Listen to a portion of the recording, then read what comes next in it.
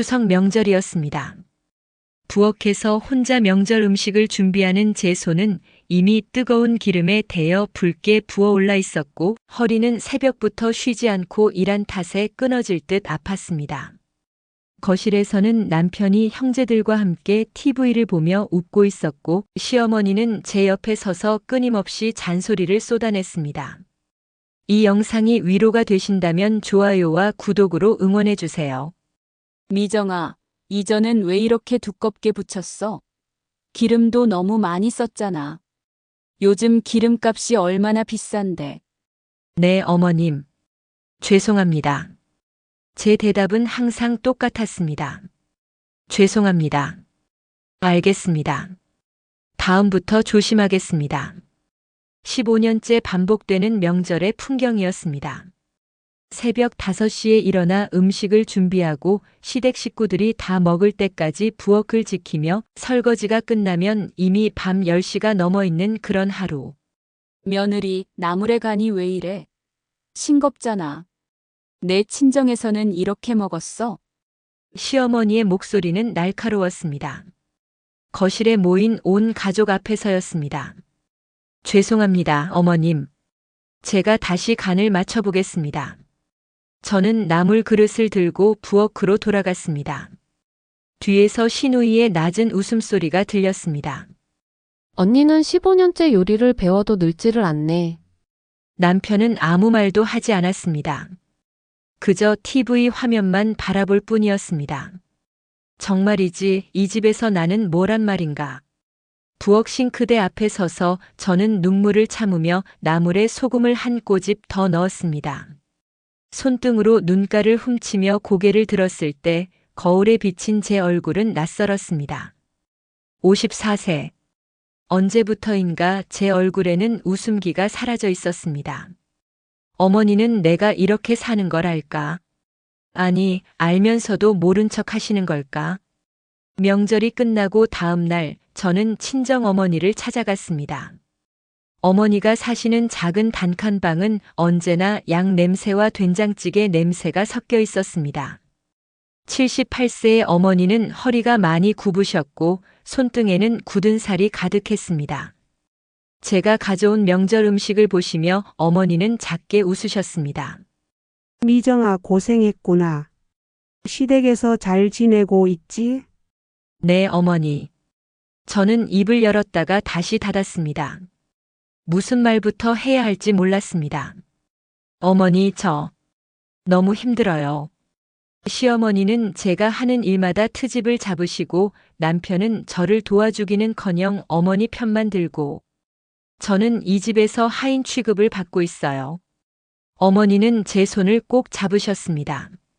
하지만 어머니의 대답은 예상했던 그대로였습니다. 미정아, 시집살이가 원래 그런 거야. 어머니도 다 그렇게 살았어. 참고 살아라. 세월이 가면 다 좋아진다. 어머니는 항상 그 말씀만 하세요. 참으라고 견디라고. 그런데 언제까지 참아야 해요? 저는 이미 15년을 참았어요. 제 목소리가 떨렸습니다. 어머니는 깊은 한숨을 쉬시며 창밖을 바라보셨습니다. 미정아, 어머니 말이 틀렸니? 이혼이라도 하고 싶어. 수진이는? 내 딸은 어쩌고? 그게 아니라 저는 그냥 어머니가 제 편이 되어주셨으면 하는 거예요. 한 번만이라도 내가 힘들었구나 그 말 한마디만. 어머니는 고개를 돌리셨습니다. 어머니의 눈가에 살짝 눈물이 맺힌 것 같았지만 저는 확신할 수 없었습니다. 집에 가거라. 종현이가 기다릴 거야. 그게 다였습니다. 저는 무거운 발걸음으로 어머니의 집을 나섰습니다. 역시 어머니는 날 이해하지 못하시는구나. 버스 정류장에서 버스를 기다리며 저는 하염없이 눈물을 흘렸습니다. 어머니는 내 고통을 모르신다. 나는 정말 이 세상에서 혼자인가 보다. 그날 밤 제가 돌아간 후 어머니의 집에서는 아무도 모르는 일이 벌어지고 있었습니다. 어머니는 오래된 장롱 깊숙한 곳에서 낡은 이불 하나를 꺼내셨습니다. 분홍빛이었을 이불은 세월의 발에 거의 흰색에 가까웠고 곳곳이 헤어져 있었습니다. 40년 전 어머니가 시집 올 때 가져온 혼수 이불이었습니다. 어머니는 그 이불을 가슴에 꼭 안으시고는 오랫동안 소리 없이 눈물을 흘리셨습니다. 미안하다. 미정아. 어미가 미안하다. 작은 방 안에는 어머니의 흐느낌만이 가득했습니다. 어머니의 손은 이불의 끝자락을 쓰다듬으며 떨리고 있었습니다. 마치 그 이불 속에 무언가 소중한 것이 숨겨져 있는 것처럼. 창밖으로는 가을밤의 찬바람이 불어왔고 낡은 이불 위로 달빛이 조용히 내려앉았습니다. 내 딸아. 내가 지금 겪고 있는 그 고통을 어미는 너무나 잘 알고 있단다. 50년 전 어미도 똑같은 지옥을 살았으니까. 하지만 말할 수가 없구나. 내 상처를 내게 보여주면 넌 더 절망할까봐. 내가 어미처럼 포기하고 살까봐. 미안하다, 미정아. 어미가. 정말 미안하다. 친정을 다녀온 지 일주일이 지났습니다. 여전히 시댁에서의 일상은 변한 게 없었습니다. 아침 일찍 일어나 시어머니의 아침상을 차리고 남편이 출근한 후에는 빨래와 청소로 하루를 보내고 저녁이면 온 가족의 저녁 식사를 준비했습니다. 그날도 평범한 하루였습니다. 아니, 평범하다고 생각했습니다. 저녁 식사 자리에서 시어머니가 국을 한 숟가락 뜨시더니 숟가락을 탁 내려놓으셨습니다. 이게 뭐야? 국에 소금을 얼마나 넣은 거야? 이걸 어떻게 먹어? 저는 황급히 국을 떠서 맛을 봤습니다. 평소보다 조금 짰지만 못 먹을 정도는 아니었습니다. 죄송합니다. 어머님, 제가 다시 끓이겠습니다. 다시 끓이면 뭐해? 재료는 또 얼마나 낭비하려고. 15년을 살아도 요리 하나 제대로 못하니 정말 답답해서. 시어머니의 목소리는 점점 높아졌습니다. 저는 고개를 숙인 채 손을 꼭 쥐었습니다. 어머니, 그 정도면 먹을 만한데요. 너무 그러시는 거 아닙니까? 남편이 처음으로 입을 열었습니다. 저는 놀라서 남편을 쳐다봤습니다. 하지만 그 순간은 너무 짧았습니다. 뭐? 내가 지금 어머니한테 대드는 거야? 내 아내가 잘못했는데? 아닙니다, 어머니. 제 말은 됐어. 이 집안 분위기가 왜 이 모양인지 알겠네. 다 며느리가 남편을 제대로 못 받들어서 그런 거야. 혼잣말. 아, 또 시작이구나. 저는 속으로 깊은 한숨을 쉬었습니다. 남편이 저를 감싸주려 했던 것조차도 결국 제 잘못이 되어버렸습니다. 이 집에서는 무엇을 해도 내가 잘못한 게 되는구나. 식사는 차가운 침묵 속에서 끝났습니다. 설거지를 하는 동안 제 눈에서는 자꾸만 눈물이 흘러내렸습니다. 설거지통에 떨어지는 눈물을 아무도 보지 못했습니다. 저는 휴대폰을 꺼내 어머니께 전화를 걸려고 했습니다. 하지만 손가락이 번호판 위에서 머뭇거렸습니다. 전화해서 뭐라고 말하지? 또 참고 살아라 그 말을 들을 건가? 그때였습니다. 휴대폰이 울렸습니다. 낯선 번호였습니다. 대화. 여보세요? 혹시 박순자 할머니 따님이십니까? 남자의 목소리가 급하게 물었습니다. 제 가슴이 철렁 내려앉았습니다. 네, 그런데요. 무슨 일이시죠? 저는 서울대학교 병원 응급실 간호사입니다. 어머님께서 집에서 쓰러지셔서 지금 응급실에 계십니다. 빨리 오셔야 할 것 같습니다. 휴대폰이 손에서 미끄러질 뻔했습니다. 제 입술은 바들바들 떨렸고 목소리가 제대로 나오지 않았습니다. 지금 가겠습니다. 저는 앞치마도 벗지 않은 채 가방을 집어들고 현관문을 열었습니다. 거실에서 TV를 보던 남편이 물었습니다. 어머니가, 친정어머니가 쓰러지셨어요. 병원에 가봐야 해요. 남편의 목소리에는 짜증이 섞여 있었습니다. 응급실이라고 했어요. 빨리 가봐야 해요. 저는 대답도 제대로 듣지 않고 집을 뛰쳐나갔습니다. 뒤에서 시어머니의 목소리가 들렸습니다. 저것 봐, 친정일이라면 사족을 못 쓰네. 병원까지 가는 택시 안에서 저는 눈물을 참을 수 없었습니다. 창밖의 거리 풍경이 흐릿하게 보였습니다. 어머니, 제발 무사하세요. 제발. 응급실에 도착했을 때 어머니는 침대에 누워 산소 마스크를 쓰고 계셨습니다. 어머니의 얼굴은 흑빛이었고 손은 차갑게 식어 있었습니다. 어머니, 어머니. 저는 어머니의 손을 잡고 소리쳤습니다. 어머니는 천천히 눈을 뜨셨습니다. 미정아, 왔구나. 어머니의 목소리는 가늘고 약했습니다. 어머니, 왜 이러세요?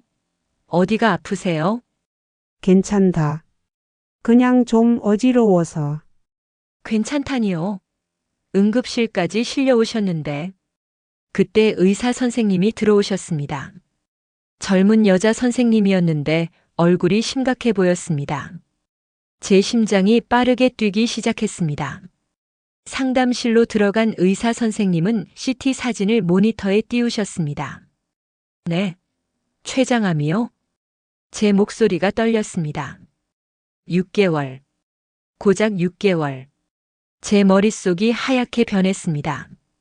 다리에 힘이 풀려 의자에 주저앉았습니다. 어머니가 돌아가신다고. 아직 제대로 된 대화 한 번 나누지도 못했는데. 상담실을 나와 다시 어머니께로 돌아갔을 때 어머니는 산소 마스크 너머로 저를 바라보고 계셨습니다. 어머니의 눈에는 눈물이 가득했습니다. 저는 어머니의 손을 꼭 잡았습니다. 어머니의 손은 제 손보다 훨씬 작았고 뼈만 남아 있었습니다. 언제 이렇게 말랐을까요? 제가 왜 몰랐을까요? 어머니, 왜 말씀 안 하셨어요? 아프신 걸. 미안하다. 뭐가 미안하세요? 제가 더 자주 찾아뵙지 못해서 죄송해요. 미정아, 어머니가 제 손을 힘없이 쥐셨습니다. 어미가 내게 할 말이 있단다. 네, 어머니. 말씀하세요. 미안하다. 정말 미안하다. 어머니는 계속 미안하다는 말만 반복하셨습니다. 제 눈에서도 눈물이 쏟아졌습니다. 어머니, 우세요. 뭐가 미안하세요? 제가 더 미안해요. 미정아, 넌 행복할 자격이 있는 아이란다. 어미가 제대로 지켜주지 못해서. 어머니의 목소리는 점점 작아졌습니다. 간호사가 들어와 어머니께 진통제를 놓았고 어머니는 천천히 잠드셨습니다. 그날 밤 저는 병원 보호자 침대에서 한숨도 자지 못했습니다. 어머니의 작은 숨소리를 들으며 저는 제 인생을 돌아봤습니다. 15년의 결혼 생활. 그 시간 동안 어머니는 단 한 번도 제 편이 되어주지 않았습니다. 항상 참고 살라 견디면 좋아진다는 말만 하셨습니다. 왜일까? 왜 어머니는 한 번도 내 손을 잡아주지 않으셨을까? 6개월. 고작 6개월밖에 남지 않았는데 나는 아직도 어머니를 원망하고 있구나. 어머니가 떠나시기 전에 나는 어머니를 제대로 이해할 수 있을까? 아니, 어머니는 정말 나를 이해하지 못하시는 걸까? 아니면 새벽 3시 창밖에는 비가 내리기 시작했습니다. 빗소리와 함께 어머니의 작은 신음소리가 들렸습니다. 미정아, 미안하다. 미안해. 잠결에서도 어머니는 계속 미안하다는 말을 반복하셨습니다. 저는 어머니의 손을 꼭 잡았습니다. 그리고 그때 처음으로 깨달았습니다. 어머니에게도 무언가 말하지 못한 이유가 있는 게 아닐까? 어머니의 미안하다는 말 속에 제가 모르는 어떤 이야기가 숨어 있는 건 아닐까?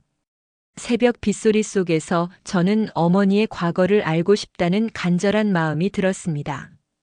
어머니의 입원 생활이 시작된 지 일주일이 지났습니다. 낮에는 병원에서 어머니를 간병하고 저녁에는 시댁으로 돌아가 저녁 식사를 준비해야 했습니다. 병원과 집을 오가는 하루하루가 너무나 길고 고단했습니다. 아침 6시에 일어나 시어머니의 아침상을 차리고 7시에 병원으로 가서 어머니께 아침을 드리고 오후 4시에 다시 집으로 돌아와 저녁 준비를 시작했습니다. 저녁 식사와 설거지를 마치면 밤 9시. 그러고 나면 다시 병원으로 가서 어머니 곁을 지켰습니다. 제 몸은 이미 한계에 달해 있었습니다. 대화. 어느 날 저녁상을 차리고 있을 때 시어머니가 식탁에 앉으시며 말씀하셨습니다. 미정아, 요즘 집안일이 영 엉망이구나. 친정어머니 간병한다고 집을 소홀히 하면 어떡해? 저는 국을 나르다 말고 멈춰 섰습니다. 죄송합니다. 어머님, 제가 좀 더 신경 쓰겠습니다. 신경 쓰긴 보면 알아. 청소도 제대로 안 되어 있고 빨래도 밀려 있잖아.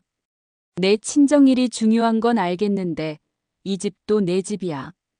남편은 묵묵히 밥을 먹고 있었습니다. 저는 남편을 쳐다봤지만 남편은 눈을 마주치지 않았습니다. 어머니가 많이 편찮으셔서 조금만 이해해 주세요. 이해는 무슨 이해야? 병원에는 간호사들이 있잖아. 내가 거기 붙어 있어야 해. 내 시어머니인 나는 누가 챙기고. 이해해 달라는 게 이렇게 어려운 일인가? 저는 입술을 깨물었습니다. 눈물이 날 것 같았지만 참았습니다. 어머니는 6개월밖에 안 남았는데 그것조차 이해할 수 없다는 건가? 식사가 끝나고 저는 서둘러 설거지를 마치고 병원으로 향했습니다. 어머니는 병상에 누워 창밖을 바라보고 계셨습니다. 어머니, 저 왔어요. 어머니는 천천히 고개를 돌리시며 미소 지으셨습니다. 하지만 그 미소에는 깊은 슬픔이 배어 있었습니다. 미정아, 시댁에서 너무 힘든 거 아니니? 아니에요, 어머니. 괜찮아요. 괜찮긴. 내 얼굴을 보면 알아. 많이 힘들지? 저는 대답할 수 없었습니다. 어머니 앞에서는 왜인지 눈물이 먼저 나왔습니다. 미정아, 어미가 너무 짐이 되는구나. 차라리 요양병원으로 옮길까?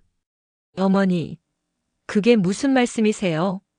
저는 어머니의 손을 꼭 잡았습니다.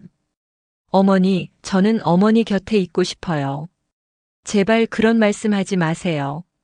그날 밤 어머니가 잠드신 후 저는 어머니의 집 열쇠를 꺼냈습니다.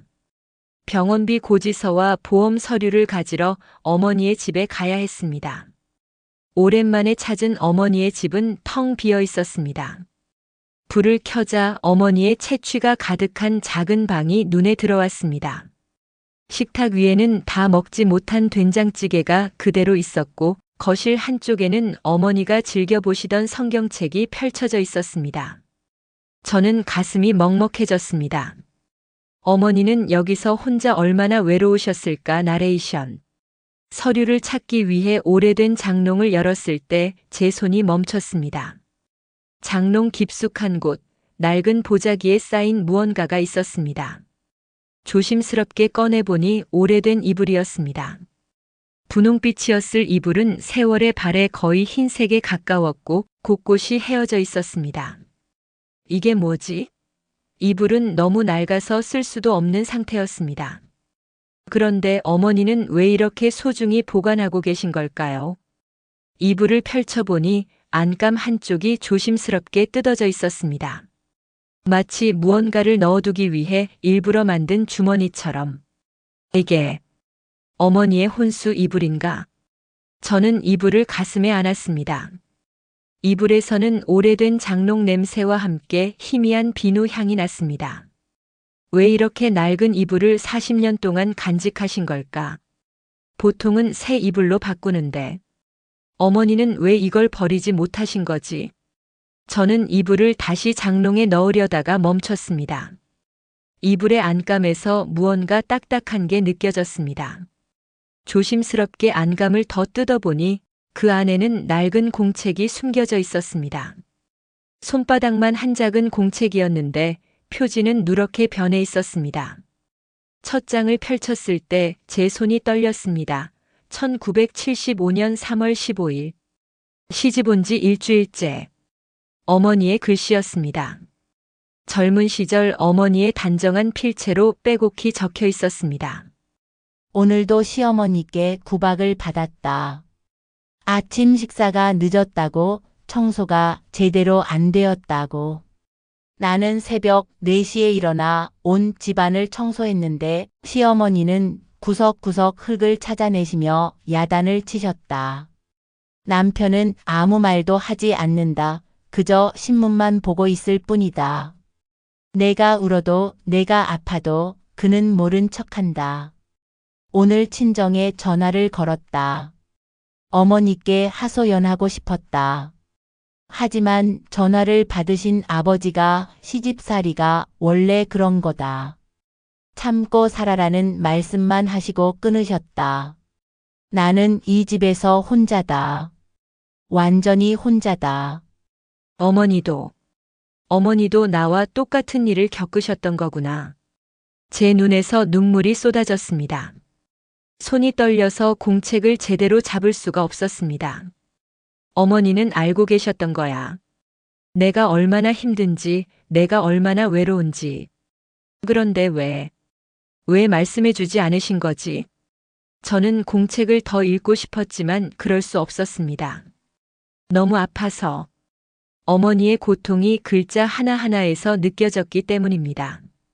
공책을 조심스럽게 다시 이불 속에 넣으며 저는 결심했습니다. 어머니의 과거를 제대로 알아야겠어. 어머니가 왜 침묵하셨는지, 왜 나에게 참고 살라는 말만 하셨는지. 그리고 어머니가 돌아가시기 전에 우리가 서로를 제대로 이해할 수 있도록 집으로 돌아오는 길 버스 안에서 휴대폰이 울렸습니다. 남편이었습니다. 어디야? 아직도 집에 안 들어왔어? 어머니 집에 잠깐 들렀어요. 서류 가지러. 서류는 빨리 가져오고 얼른 집에 와. 어머니가 기다리시잖아. 알았어요. 전화를 끊고 저는 창밖을 바라봤습니다. 나는 언제까지 이렇게 살아야 할까? 어머니는 50년을 참으며 사셨다. 나도 그렇게 살아야 하는 걸까? 아니면 다른 길이 있을까? 버스가 정류장에 멈춰 섰습니다. 저는 무거운 발걸음으로 시댁으로 향했습니다. 그날 밤 시어머니의 잔소리를 들으며 설거지를 하던 저는 문득 깨달았습니다. 어머니의 일기장. 그 안에는 제가 찾고 있던 답이 있을지도 모른다는 것을. 그리고 그 답을 찾기 위해서는 어머니와 제대로 된 대화를 나눠야 한다는 것을. 설거지를 마치고 물기를 닦으며 저는 조용히 중얼거렸습니다. 어머니, 이제는 말씀해 주세요. 당신의 이야기를. 일기장을 발견한 다음 날 아침 저는 평소보다 일찍 병원에 도착했습니다. 어머니는 아직 주무시고 계셨습니다. 산소 마스크 너머로 보이는 어머니의 얼굴은 어제보다 더 야위어 보였습니다. 제 가슴이 저려왔습니다. 병실 창가에 앉아 어머니를 바라보고 있을 때 병실 문이 조용히 열렸습니다. 80세쯤 되어 보이는 할머니 한 분이 들어오셨습니다. 손에는 보온병과 작은 보자기를 들고 계셨습니다. 아이고, 누구신가 했네. 미정이 맞지? 할머니는 저를 보자마자 반갑게 웃으셨습니다. 하지만 저는 이분이 누구신지 기억이 나지 않았습니다. 죄송하지만 누구시죠? 어머, 나를 모르겠구나. 그럴 수밖에. 내가 어릴 때 본 게 마지막이었으니 나는 최영희라고 해. 내 어머니 친구야. 아, 영희 할머니. 문득 어린 시절 기억이 떠올랐습니다. 가끔 집에 놀러 오셔서 어머니와 함께 차를 마시시던 할머니. 그래, 맞아. 순자가 아프다는 소식을 듣고 달려왔지. 어떻게 이렇게 됐니? 영희 할머니의 눈에 눈물이 고였습니다. 영희 할머니는 병상에 누운 어머니의 손을 조심스럽게 잡으셨습니다. 그리고 한참을 말없이 어머니를 바라보셨습니다. 순자야, 내가 이렇게 될 줄 알았으면 진작에 더 자주 올걸. 할머니의 목소리에는 깊은 후회가 묻어 있었습니다. 어머니는 영희 할머니의 목소리에 천천히 눈을 뜨셨습니다. 영희야. 왔구나. 그래, 순자야. 내가 왔어. 조금만 힘내. 응? 고맙다. 내가 와줘서. 두 할머니는 손을 꼭 잡고 한참을 그렇게 계셨습니다. 저는 그 모습을 보며 가슴이 뭉클해졌습니다. 영희 할머니는 보온병에서 미역국을 꺼내셨습니다. 내가 제일 좋아하던 미역국 끓여왔어. 조금이라도 먹어봐. 영희야. 너무 고생했구나. 무슨 소리야? 우리가 몇 년 친군데. 어머니가 국을 드시는 동안 영희 할머니는 저를 복도로 불러내셨습니다. 복도 끝 창가에 나란히 서서 영희 할머니는 조용히 말씀하셨습니다. 미정아, 내 어머니가 젊은 시절 얼마나 힘들었는지 아니? 저는 어제 발견한 일기장이 떠올랐습니다. 하지만 아직 다 읽지 못했기에 확실히 알 수는 없었습니다. 잘은 모릅니다. 하지만 어제 어머니 집에서 낡은 이불을 발견했어요. 그 안에 일기장이 있었는데 아, 그 이불. 영희 할머니의 표정이 어두워졌습니다. 그 이불은 내 어머니가 시집 올 때 가져온 혼수 이불이야. 내 어머니는 그 이불을 한 번도 버리지 못했지. 왜요? 너무 낡았는데. 그 이불 속에 내 어머니의 모든 이야기가 담겨 있거든. 영희 할머니는 창밖을 바라보며 천천히 말씀하셨습니다. 내 어머니는 50년 전 그 이불을 안고 처음 시댁에 들어갔어. 그때 순자는 얼마나 예뻤는지 몰라. 22의 꽃 같은 나이였지. 영희 할머니의 목소리는 떨리고 있었습니다. 하지만 시댁 생활은 지옥이었어. 시어머니는 아침부터 밤까지 순자를 괴롭혔지. 밥이 늦었다고, 청소가 안 됐다고, 빨래가 제대로 안 됐다고. 남편은 어머니 편만 들었고 순자는 친정도 없었어. 부모님이 일찍 돌아가셔서 의지할 곳도 없었지. 저는 숨을 죽이고 영희 할머니의 이야기를 들었습니다. 순자는 매일 밤 그 이불을 안고 울었어. 내가 몇 번을 이혼하라고 했는데 순자는 안 된다고만 했지. 아이가 생기면 달라질 거야 라고. 하지만 내가 태어나도 달라지지 않았어. 오히려 더 심해졌지. 시어머니는 딸을 낳았다며 순자를 더 구박했어. 어머니가 그런 일을 겪으셨다니. 제 눈에서 눈물이 흘러내렸습니다. 영희 할머니는 제 어깨를 토닥이셨습니다. 미정아, 내 어머니가 왜 너한테 참고 살라고 했는지 아니? 아니요. 내가 어머니처럼 고통받는 걸 보면서도 순자는 자신의 과거를 말할 수가 없었어. 내가 그 이야기를 들으면 더 절망할까 봐. 내가 희망을 잃을까 봐. 순자는 내가 자기보다는 나은 삶을 살기를 바랐어. 그래서 자신의 상처는 숨기고 참으면 좋아진다는 거짓말을 한 거야. 저는 더 이상 눈물을 참을 수 없었습니다. 할머니, 그럼 어머니는 평생 혼자 그 고통을 견디신 거예요? 그렇지. 그 이불만 안고서.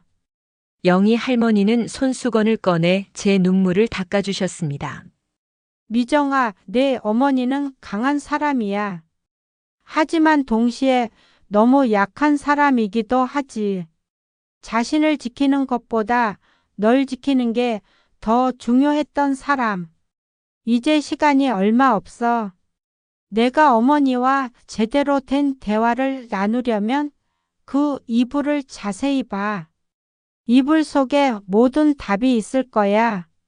그리고 영희 할머니는 제 손을 꼭 잡으셨습니다. 내 어머니를 용서해줘. 순자는 최선을 다한 거야. 서툴렀을 뿐이지. 병실로 돌아왔을 때 어머니는 다시 잠들어 계셨습니다. 영희 할머니는 어머니의 이마를 쓰다듬으시며 조용히 말씀하셨습니다. 순자야, 미안하다. 내 고통을 알면서도 아무것도 해주지 못해서. 영희 할머니가 떠나신 후 저는 어머니 옆에 앉았습니다. 어머니, 당신은 평생 혼자 싸워오셨던 거네요. 나는 그것도 모르고 당신을 원망했어요. 그날 밤 시댁에서의 저녁 식사 시간이었습니다. 시어머니는 여전히 잔소리를 하셨고 남편은 여전히 침묵했습니다.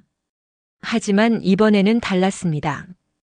저는 시어머니를 똑바로 바라봤습니다.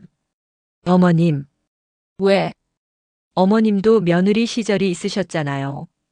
그때 힘드셨죠? 시어머니의 표정이 순간 굳었습니다. 그게 지금 무슨 상관이야? 저는 이제 이해하고 싶어요. 어머님의 마음도 우리 어머니의 마음도. 무슨 소리야, 갑자기. 어머님도 누군가에게 참으라는 말만 들으셨을 거예요. 그래서 저한테도 같은 말을 하시는 거겠죠. 시어머니는 아무 말씀도 하지 않으셨습니다. 하지만 그 눈빛에는 무언가 흔들림이 있었습니다. 그날 밤 저는 어머니의 이불을 다시 꺼냈습니다. 그리고 일기장을 처음부터 끝까지 천천히 읽기 시작했습니다. 1975년 5월 3일. 오늘 시어머니에게 또 맞았다. 국이 싱겁다고. 뺨이 부어올랐지만 남편은 모른 척한다. 1976년 2월 10일. 임신했다. 하지만 기쁘지 않다. 이 아이도 나처럼 고통받을까 봐 두렵다. 1976년 9월 15일. 딸을 낳았다. 시어머니는 딸이냐며 실망하셨다. 하지만 나는 딸이어서 다행이다. 아들이었다면 이 악순환이 계속될 테니까. 1980년 7월 20일. 미정이가 4살이 되었다. 이 아이만큼은 나처럼 살지 않기를. 이 아이만큼은 행복하기를. 어머니, 제 눈물이 일기장 위로 떨어졌습니다. 당신은 평생 나를 지키려 하셨던 거네요. 그래서 침묵하신 거였군요. 당신의 상처를 내게 물려주지 않으려고. 일기장의 마지막 장에는 최근의 글이 적혀 있었습니다. 2024년 8월 1일. 미정이가 시댁에서 힘들어 한다는 걸 안다.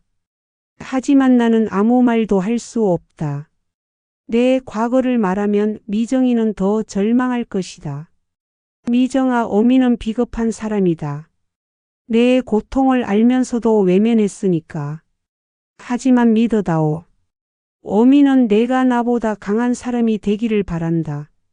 내가 나처럼 무너지지 않기를. 내가 죽기 전에 너에게 진실을 말할 용기를 달라고 매일 기도한다. 저는 일기장을 가슴에 안고 오랫동안 울었습니다. 일기장을 다 읽은 다음 날 아침 저는 어머니의 병실로 향했습니다. 가슴 속에는 일기장이 들어 있었습니다. 손에 닿는 일기장의 감촉이 무겁게 느껴졌습니다. 병실 문을 열자 어머니는 창밖을 바라보고 계셨습니다. 아침 햇살이 어머니의 얼굴을 비추고 있었지만 그 얼굴은 너무나 창백했습니다. 어머니는 천천히 고개를 돌리셨습니다. 미정아, 왔구나. 네, 어머니. 저는 어머니 옆에 앉아 조심스럽게 일기장을 꺼냈습니다. 어머니의 눈이 커졌습니다. 그게 어디서? 어머니 집에 있던 이불 속에서 찾았어요. 어머니의 얼굴이 하얗게 질렸습니다. 떨리는 손으로 입을 가리시며 어머니는 눈물을 흘리기 시작하셨습니다. 미정아, 그건 너는 읽지 말았어야 하는데. 어머니. 저는 어머니의 손을 꼭 잡았습니다. 다 읽었어요. 처음부터 끝까지. 어떻게 말을 꺼내야 할까? 어머니가 평생 숨겨온 이 고통을 어떻게 위로해야 할까? 어머니, 왜 말씀 안 하셨어요? 어머니도 저와 똑같은 고통을 겪으셨는데 미안하다, 미정아.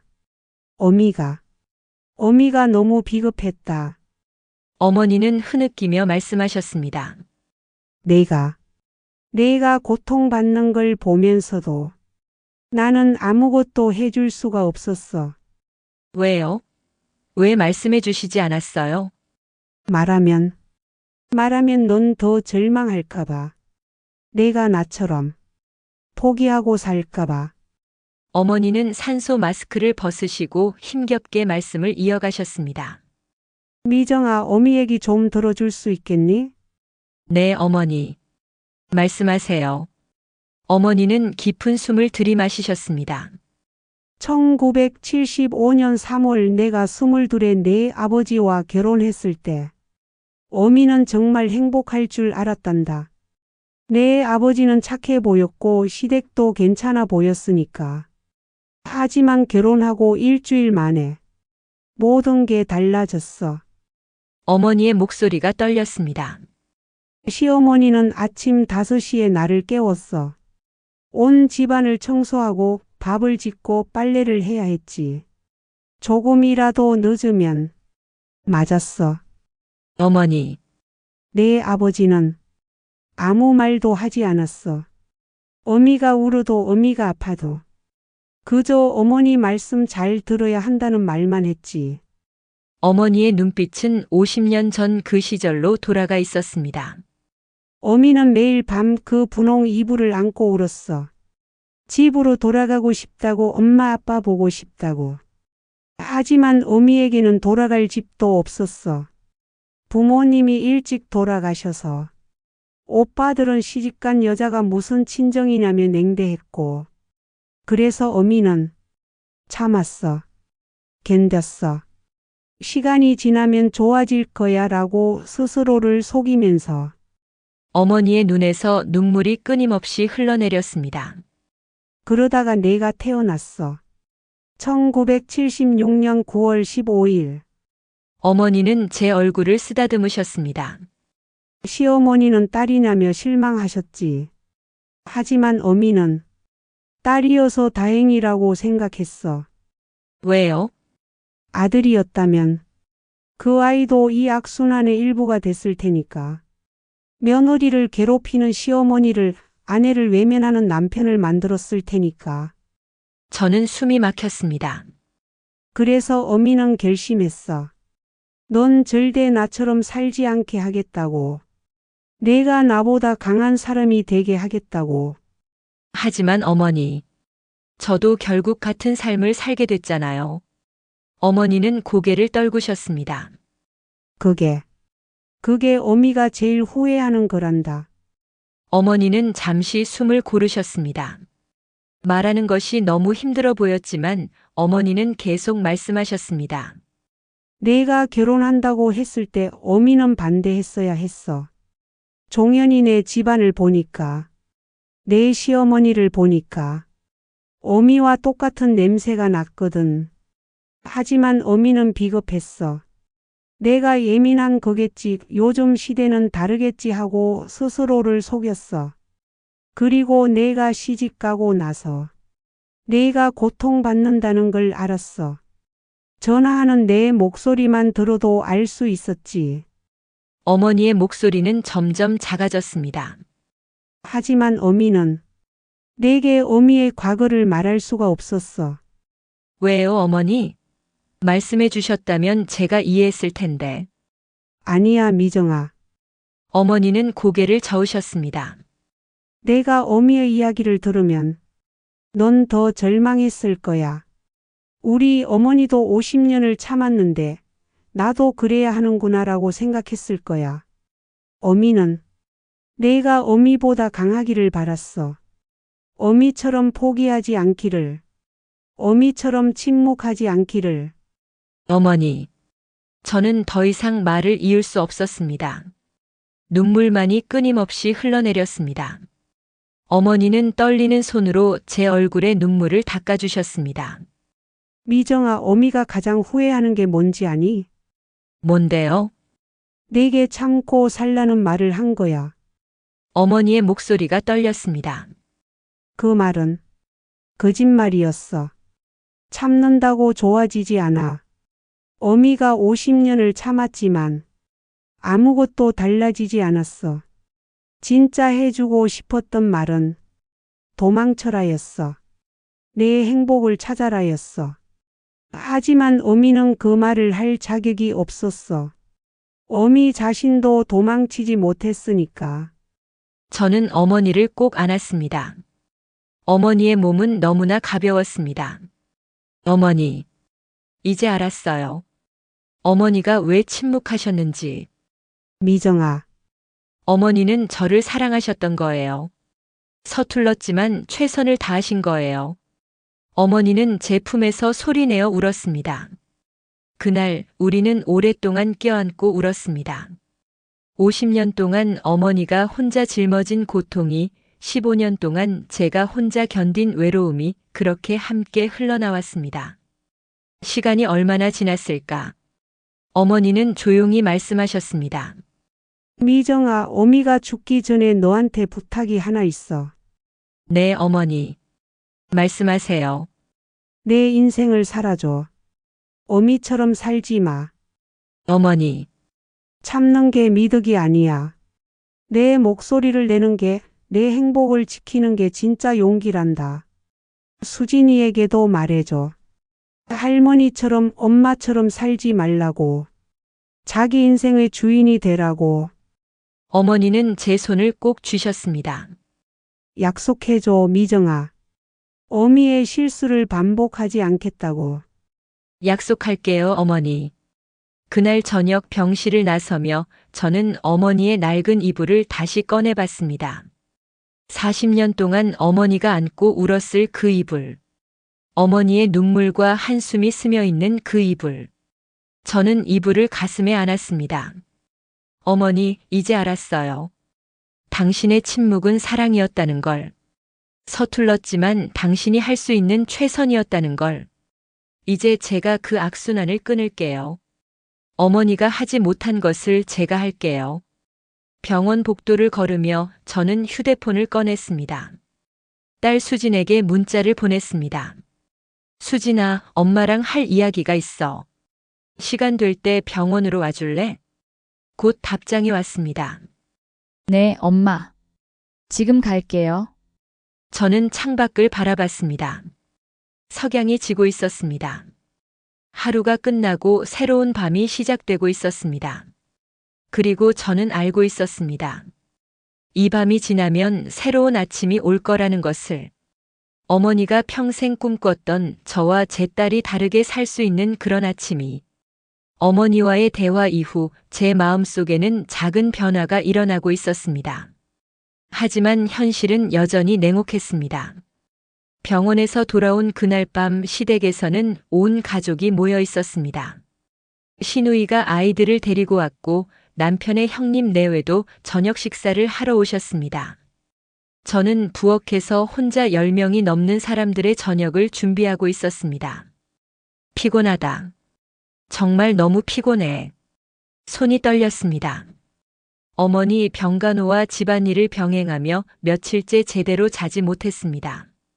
그때 시어머니가 부엌으로 들어오셨습니다. 미정아, 아직도 준비 안 됐어? 다들 배고파서 기다리고 있는데. 죄송합니다, 어머님. 조금만 기다려주세요. 조금만. 맨날 그 소리만 하네. 요즘 일 처리가 영 느려졌어. 친정 어머니 일로 정신이 없어서 그런가? 저는 대꾸하지 않고 계속 음식을 준비했습니다. 내가 물어보잖아. 대답은 안 하고. 네, 어머님. 제가 좀 피곤해서 그런가 봅니다. 피곤하긴. 젊은 사람이 벌써 피곤해? 나는 내 나이 때 15식 구밥을 해도 끄떡없었는데. 저는 참았습니다. 어머니의 말이 떠올랐습니다. 참는 게 미덕이 아니야. 하지만 아직은 참아야 했습니다. 온 가족이 모인 자리에서 말다툼을 할 수는 없었습니다. 저녁상을 차리고 나서 저는 부엌에서 홀로 남은 음식으로 식사를 했습니다. 늘 그랬듯이 가족들이 다 먹고 난 후에야 제 차례였습니다. 식사가 끝나고 거실에서 가족 회의가 시작됐습니다. 미정아, 너도 나와서 얘기 좀 들어. 시어머니의 목소리에 저는 거실로 나갔습니다. 앉아. 온 가족의 시선이 저에게 쏠렸습니다. 불길한 예감이 들었습니다. 미정아, 우리가 의논한 게 있는데. 남편의 형님이 입을 열었습니다. 네, 형님. 내 친정 어머니 말이야. 병원비가 만만치 않을 텐데 요양병원으로 옮기는 게 어때? 제 가슴이 철렁했습니다. 네, 병원비도 병원비고 내가 병간호하느라 집안일을 제대로 못하잖아. 요양병원에 모시면 전문 간병인들이 돌봐주니까 더 나을 거야. 형님, 그건. 미정아, 이번에는 시어머니가 말씀하셨습니다. 나도 그게 좋을 것 같아. 내가 이렇게 양쪽을 다 돌보려니까 몸도 힘들고 우리 집안일도 엉망이 되잖아. 어머님, 저희 어머니는 시한부이십니다. 요양병원으로 보낼 수 없습니다. 그러니까 더 요양병원이 나은 거지. 거기서 편하게 계시다가. 시어머니는 말끝을 흐렸습니다.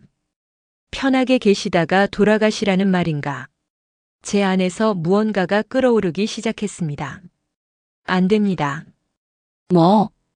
저는 어머니를 요양병원에 보낼 수 없습니다. 미정아, 이건 내 고집이 아니라 현실적인 문제야. 남편이 처음으로 입을 열었습니다. 병원비도 계속 나가고 있고 집안 분위기도 영 안 좋아. 차라리 요양병원에 모시는 게. 당신도 그렇게 생각해? 저는 남편을 똑바로 쳐다봤습니다. 미정아, 화내지 말고 현실적으로 생각해봐. 현실적으로? 제 목소리가 떨렸습니다. 15년 동안 나는 이 집을 위해 모든 걸 참았어요. 내 시간도, 내 꿈도, 내 자존심도 다 버렸어요. 그런데 이제 내 어머니가 몇 달 남지 않으셨다는데 그것조차 참으라고요? 거실이 조용해졌습니다.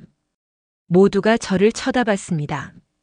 미정아, 시어머니가 벌떡 일어나셨습니다. 지금 누구 앞에서 목소리를 높이는 거야? 죄송하지만 어머님, 이건 제가 양보할 수 없는 일입니다. 양보할 수 없다고? 내가 지금 뭐라고 한 거야? 어머니는 제게 마지막 남은 가족입니다. 저는 어머니 곁을 지킬 겁니다. 시어머니의 얼굴이 붉어졌습니다. 이것 봐. 이게 15년 동안 키운 며느리가 하는 짓이야? 친정어머니가 중요하면 아예 거기 가서 살아. 어머니, 남편이 저를 말렸습니다. 미정아, 그만해. 어머니께 죄송하다고 해. 죄송할 수 없어요. 뭐? 저는 잘못한 게 없어요. 왜 제가 죄송하다고 해야 하죠? 그 순간 시어머니가 제 뺨을 때렸습니다. 찰싹. 거실에 소리가 울렸습니다. 제 뺨이 화끈거렸습니다. 감히 시어머니한테 대드는 거야? 이 버릇없는 년이. 저는 뺨을 감싸 쥔 채 시어머니를 쳐다봤습니다.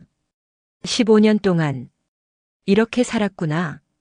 맞고 참고 고개 숙이고 어머니처럼. 어머님, 제 목소리는 차분했습니다. 저는 더 이상 이렇게 살 수 없습니다. 뭐라고? 15년 동안 참았습니다. 하지만 이제는 안 되겠습니다. 저는 남편을 쳐다봤습니다. 당신도 선택하세요. 계속 어머니 편만 들 건지 아니면 이 가족을 제대로 지킬 건지. 미정아, 지금 네가 무슨 말을...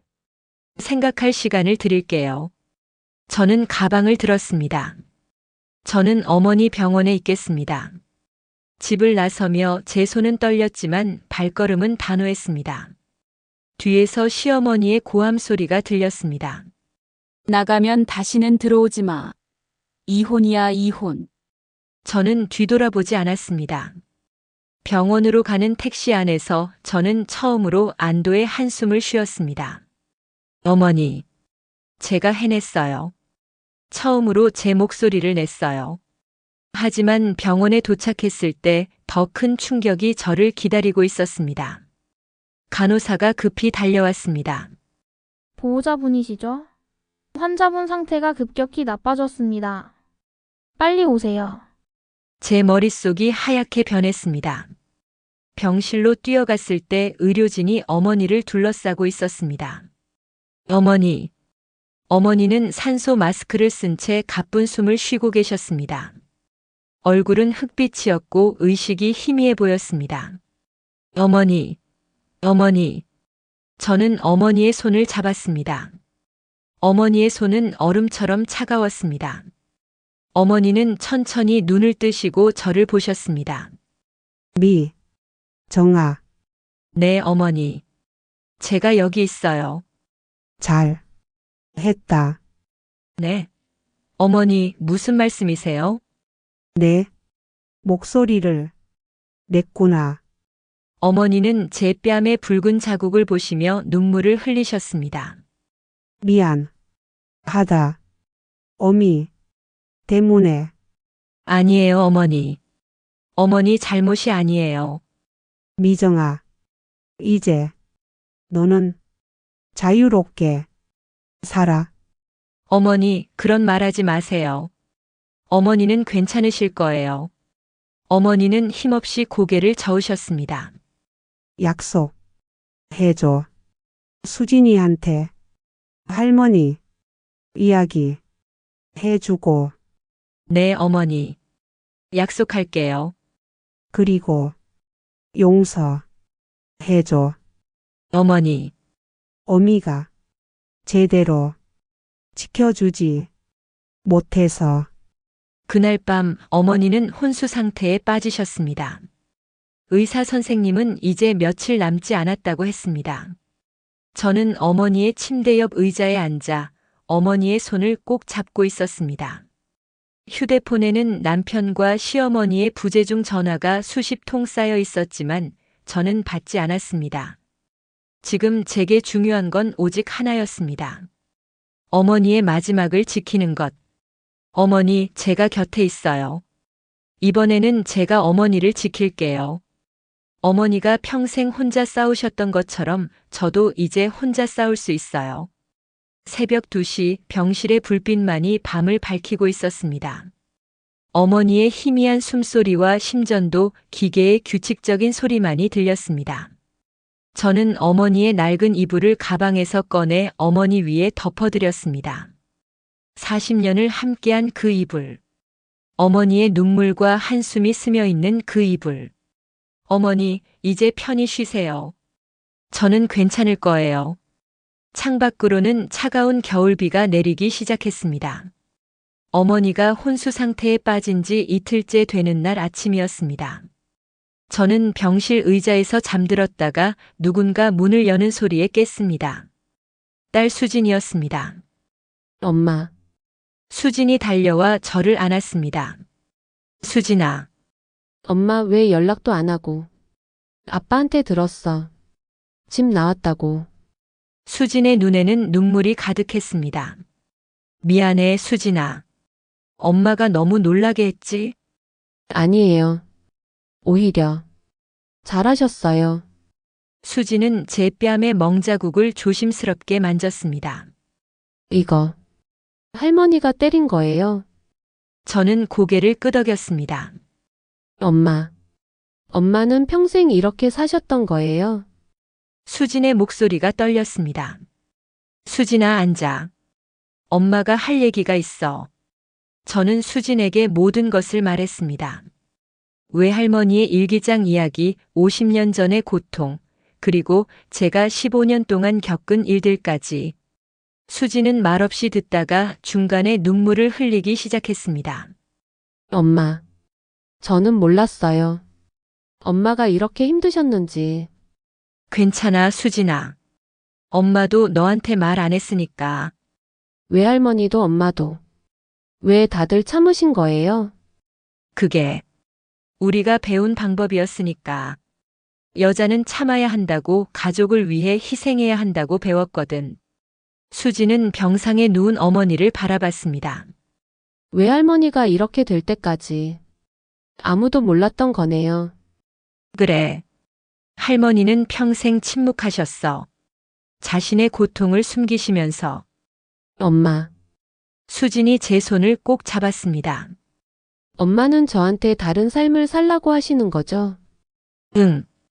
엄마와 할머니처럼 살지 마. 내 목소리를 내고 내 행복을 지켜. 수지는 고개를 끄덕였습니다. 그때 병실 문이 다시 열렸습니다. 남편 종현이 들어왔습니다. 그리고 그 뒤에는 시어머니가 서 계셨습니다. 저는 자리에서 일어났습니다. 왜 왔어요? 제 목소리는 차가웠습니다. 미정아, 남편이 입을 열었습니다. 이틀 동안 생각했어. 내 말이 맞았어. 뭐? 나는 15년 동안 비겁했어. 어머니와 내 사이에서 어머니 편만 들고 너를 지켜주지 못했어. 남편의 목소리가 떨렸습니다. 미안해, 미정아. 정말 미안해. 저는 남편을 쳐다봤습니다. 남편의 눈에는 진심이 담겨 있었습니다. 그리고 어머니께서 할 말씀이 있으시대. 시어머니는 어색하게 서 계셨습니다. 평소의 당당한 모습은 어디에도 없었습니다. 시어머니는 천천히 입을 열었습니다. 미정아, 나도 며느리 시절이 있었어. 시어머니의 목소리는 작았습니다. 50년 전, 나도 내 나이였을 때 시어머니한테 똑같이 당했어. 저는 놀라서 시어머니를 쳐다봤습니다. 매일 아침 5시에 일어나서 온 집안을 청소하고 밥 짓고 빨래하고 조금이라도 잘못하면 맞았어. 시어머니의 눈가가 붉어졌습니다. 남편은 내 시아버지는 아무 말도 안 했어. 그냥 신문만 보고 있었지. 나는 그때 생각했어. 내가 시어머니가 되면 절대 이러지 말아야지라고.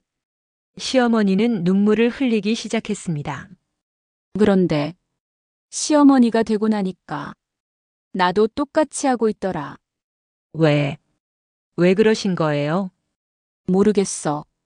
나도 당했으니까 너도 참아야 한다는 생각이었을까? 아니면 내 고통을 인정하기 싫어서였을까? 시어머니는 고개를 숙였습니다. 미안하다, 미정아. 15년 동안 내가 너한테 한 짓이 내 시어머니가 나한테 한 짓과 똑같았어. 시어머니도 희생자였던 거구나. 저는 복잡한 마음이 들었습니다. 어머님도 아프셨던 거네요. 뭐? 어머님도 시댁에서 고통받으셨던 거죠. 그 상처가 나한테 향했던 거고요. 시어머니는 말없이 눈물을 흘렸습니다. 하지만 어머님, 제 목소리는 단호했습니다. 그게 저를 똑같이 대해도 되는 이유는 아니에요. 알아. 어머님이 당하셨다고 해서 저도 당해야 하는 건 아니에요. 미안하다, 미정아. 정말 미안해. 그때였습니다. 심전도 기계의 소리가 불규칙해지기 시작했습니다. 어머니의 숨소리가 가빠졌습니다. 어머니. 저는 어머니 곁으로 달려갔습니다. 간호사들이 급히 들어왔지만 의사 선생님은 고개를 저었습니다. 이제 시간이 얼마 없습니다. 마지막 인사를 나누세요. 어머니. 저는 어머니의 손을 꼭 잡았습니다. 어머니는 천천히 눈을 뜨셨습니다. 정아, 네, 어머니. 제가 여기 있어요. 진이도. 네, 외할머니. 저도 여기 있어요. 수진이 반대편에서 어머니의 손을 잡았습니다. 어머니는 우리를 번갈아 보시며 미소 지으셨습니다. 고맙다. 너희들 곁에 있어줘서. 어머니, 말씀하지 마세요. 힘드시잖아요. 아니야. 이제 말해야 해. 어머니는 힘겹게 말씀하셨습니다. 미정아, 넌 훌륭한 엄마야. 어머니, 수진아, 할머니, 말 잘 들어. 엄마처럼 살지 말고 내 행복 찾아. 네, 외할머니. 약속할게요. 수진이 울먹이며 대답했습니다. 어머니는 천천히 시어머니를 쳐다봤습니다.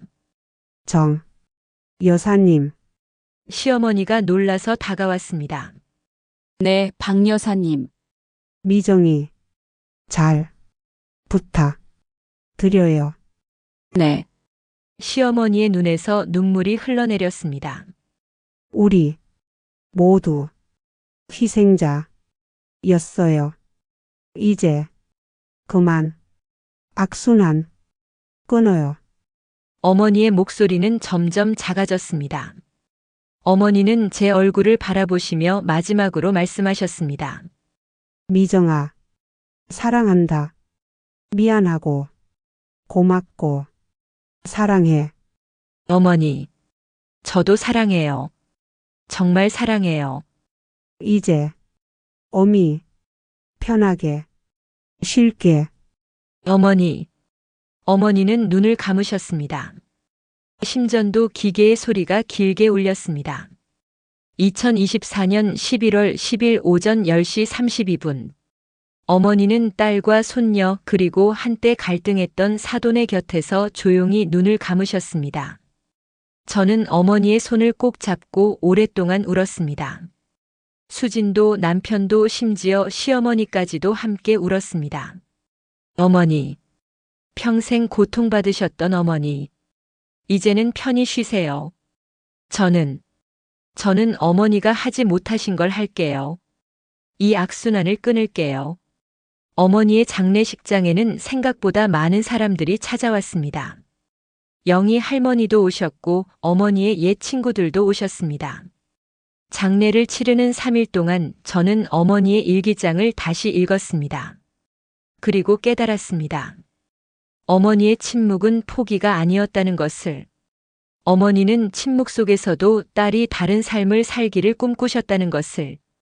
서툴렀지만 그것이 어머니의 사랑이었다는 것을. 장례식 마지막 날 시어머니가 저를 찾아오셨습니다. 미정아, 잠깐 얘기 좀 할 수 있을까? 네, 어머님. 우리는 장례식장 밖 벤치에 나란히 앉았습니다. 미정아, 나도 내 친정 어머니처럼 일기를 쓴 적이 있어. 네. 50년 전에 시집살이 하면서 너무 힘들 때 공책에 매일 적었지. 시어머니는 먼 곳을 바라보셨습니다. 그런데 어느 날 그 공책을 다 태워버렸어. 내 고통을 기억하기 싫어서. 어머님. 하지만 고통을 태운다고 없어지는 게 아니더라. 오히려 내 안에 남아서 너한테 향했어. 시어머니는 제 손을 잡았습니다. 미정아, 이제부터라도 달라질게. 늦었지만 제대로 된 시어머니가 되고 싶어. 어머님. 그리고 용서받을 수 없다는 거 알지만 미안하다. 저는 시어머니를 바라봤습니다. 용서할 수 있을까? 15년의 상처를 용서할 수 있을까? 하지만 어머니가 원하셨던 건 이 악순환을 끊는 거였잖아. 어머님. 응? 완전히 용서하기까지는 시간이 필요할 것 같아요. 당연하지. 당연해. 하지만 우리 다시 시작해봐요. 제대로. 정말? 네. 어머니를 위해서. 시어머니는 눈물을 흘리며 고개를 끄덕였습니다. 어머니의 49제가 지나고 계절이 바뀌어 봄이 왔습니다. 어머니가 떠나신 지 3달이 지났지만 여전히 어머니가 그리웠습니다. 하지만 이제는 슬픔보다 감사함이 더 컸습니다. 어머니가 제게 남겨주신 것들을 이제야 제대로 이해하게 되었으니까요. 오늘은 특별한 날이었습니다. 어머니의 집을 정리하기로 한 날이었습니다. 수진과 함께 어머니의 작은 방에 들어섰을 때 모든 것이 어머니가 떠나시기 전 그대로였습니다. 엄마, 저 장롱 열어볼까요? 수진이 조심스럽게 물었습니다. 그래, 수진아. 장롱을 열자 가장 먼저 눈에 들어온 것은 그 낡은 분홍빛 이불이었습니다. 저는 이불을 꺼내 펼쳤습니다. 햇살이 이불 위로 쏟아졌습니다. 이게 외할머니의 혼수 이불이에요? 응. 40년 넘게 간직하신 거야. 수지는 이불을 조심스럽게 만졌습니다. 엄마 이 이불 버릴 거예요? 저는 고개를 저었습니다. 아니, 수진아. 이건 우리 집안의 역사야. 할머니의 눈물과 사랑이 담긴 거지. 저는 이불의 안감을 열어 그 안에 있던 일기장을 꺼냈습니다. 수진아, 이것 봐. 할머니가 젊었을 때 쓰신 일기장이야. 수지는 조심스럽게 일기장을 받아들었습니다. 엄마 제가 읽어도 돼요? 그럼. 이건 내가 알아야 할 이야기야. 수지는 일기장을 천천히 넘기며 읽기 시작했습니다. 점점 수진의 눈에 눈물이 고였습니다. 외할머니가 이렇게 힘드셨던 거예요? 응. 그리고 엄마도 비슷한 시간을 보냈어. 엄마, 수진이 저를 꼭 안았습니다. 엄마 저는 절대 이렇게 살지 않을 거예요. 그래, 수진아. 그게 할머니가 바라셨던 거야. 우리가 다르게 사는 것. 엄마는 이제 어떻게 하실 거예요? 저는 창밖을 바라봤습니다. 봄 햇살이 따스했습니다. 엄마는 이제 엄마의 인생을 살아보려고. 그날 오후 저는 시댁으로 돌아갔습니다. 석 달 전과는 많은 것이 달라져 있었습니다. 현관문을 열고 들어서자 시어머니가 부엌에서 저녁 준비를 하고 계셨습니다. 어머님, 제가 할게요. 아니야, 미정아. 내가 할 수 있어. 너는 좀 쉬어. 이전 같으면 상상할 수도 없는 일이었습니다. 그래도 미정아, 시어머니는 저를 바라보셨습니다. 나도 이제 배우고 있어. 며느리를 며느리로만 보는 게 아니라 한 사람으로 보는 법을. 어머님, 쉽지는 않아. 50년 동안 익숙했던 방식을 바꾸는 게. 하지만 노력하고 있어. 저는 시어머니 옆에 섰습니다. 제가 도와드릴게요. 함께 하면 더 빠르잖아요. 시어머니는 작게 미소 지으셨습니다. 저녁 식사 자리는 예전과 달랐습니다. 시어머니는 제가 만든 음식에 대해 잔소리하는 대신 수고했다고 말씀하셨습니다. 남편은 식사 후 설거지를 도왔습니다. 작은 변화였지만 그것은 시작이었습니다. 완벽하지는 않아. 가끔은 여전히 힘들고 예전의 패턴으로 돌아가려는 순간들도 있어. 하지만 우리는 노력하고 있어. 서로를 이해하려고. 그것만으로도 충분해. 그날 밤 저는 어머니의 이불을 꺼냈습니다. 이불을 세탁하고 말려서 우리 집 옷장 깊숙한 곳에 보관하기로 했습니다. 수진이 제 옆에 앉았습니다. 엄마 이 이불 정말 간직할 거예요? 그럼. 이건 우리 집안의 보물이야. 보물이요? 응. 이 이불 속에는 할머니의 이야기가, 엄마의 이야기가, 그리고 이제는 내 이야기도 담길 거야. 제 이야기요? 그래. 넌 할머니와 엄마처럼 살지 않을 거잖아. 내가 만들어갈 다른 이야기. 그것도 여기에 담기는 거지. 수지는 이불을 쓰다듬었습니다. 엄마 저 결혼하면 이 이불 저한테 주실 거예요? 그럼. 하지만 수진아, 기억해. 이 이불은 참으라고 주는 게 아니야. 그럼요? 내가 힘들 때 할머니와 엄마가 겪었던 일을 기억하라고 주는 거야. 그리고 우리처럼 살지 말라고. 내 목소리를 내고 내 행복을 지키라고. 수지는 고개를 끄덕였습니다. 네, 엄마. 약속할게요. 며칠 후 저는 용기를 내어 시어머니께 제안을 드렸습니다. 어머님, 제가 주 3회 파트타임으로 일을 하고 싶은데요.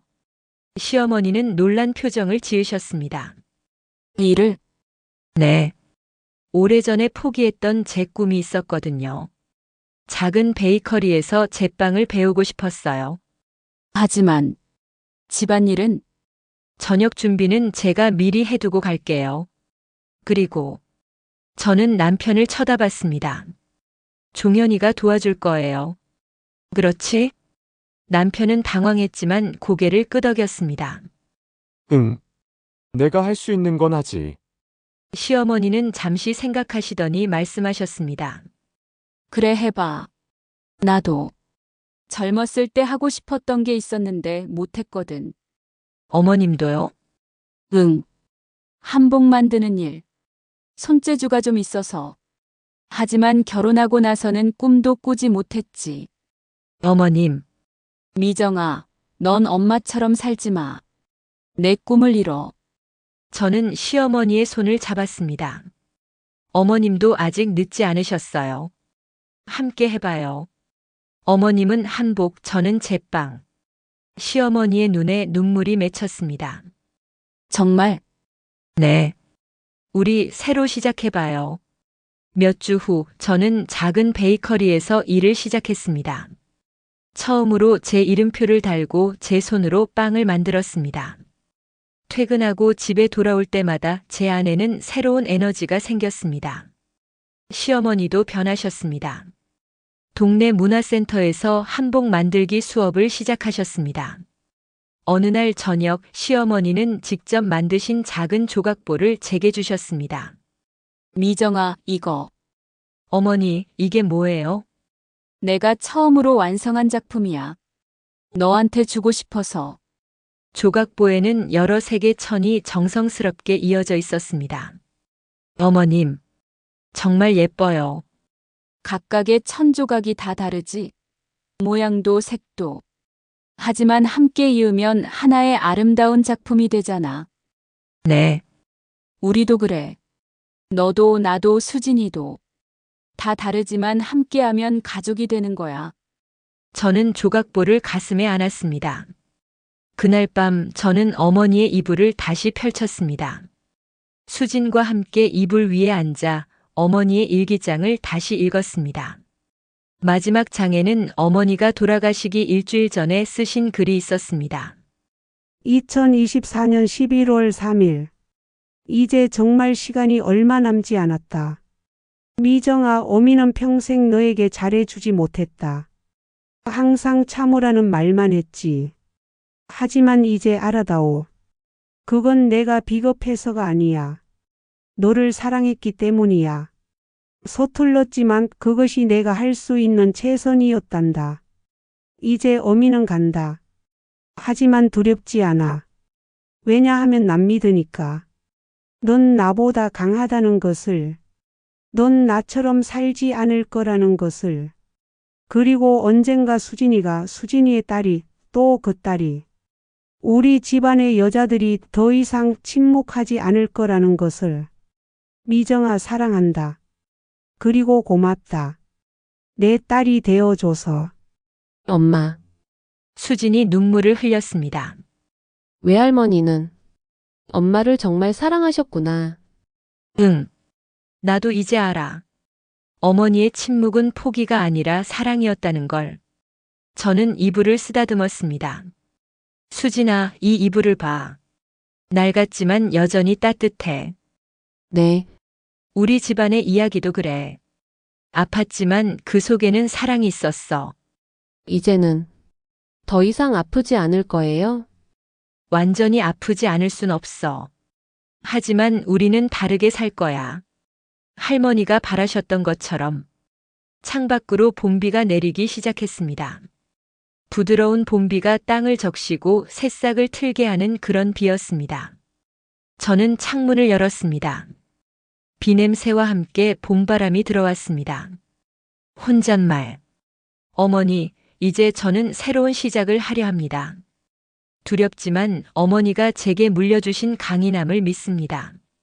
저는 어머니보다 더 큰 목소리를 낼 거예요.